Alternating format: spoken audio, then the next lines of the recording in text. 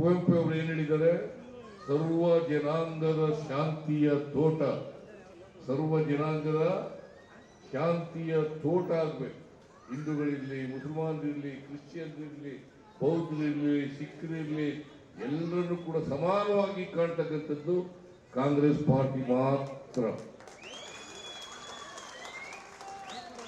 ನರೇಂದ್ರ ಮೋದಿ ಅವರು ಹೇಳ್ತಾರೆ ಸಬ್ಕ ಸಾಥ್ ಸಬ್ಕ ವಿಕಾಸ್ ಅಂತ ಹೇಳ್ತಾರೆ. ಆದ್ರೆ ಒಳಗಡೆ ಮುಸಲ್ಮಾನ್ ದ್ವೇಷಿಗಳು, ಕ್ರಿಶ್ಚಿಯನ್ರ ದ್ವೇಷಿಗಳು, ಬಡವರ ದ್ವೇಷಿಗಳು, ದಲಿತರ ದ್ವೇಷಿಗಳು. ಅದಕ್ಕೋಸ್ಕರ ಬಿಜೆಪಿ ಅಧಿಕಾರದಲ್ಲಿ ಇರಬಾರದು. ಅವ್ರನ್ನ ಅಧಿಕಾರದಿಂದ ಇಳಿಸ್ತಕ್ಕಂಥ ಕೆಲಸ ಆಗ್ಬೇಕು. ಬಹುಶಃ ಈ ಸಾರಿ ಇಡೀ ದೇಶದಲ್ಲಿ ಬದಲಾವಣೆ ಆಗ್ತದೆ.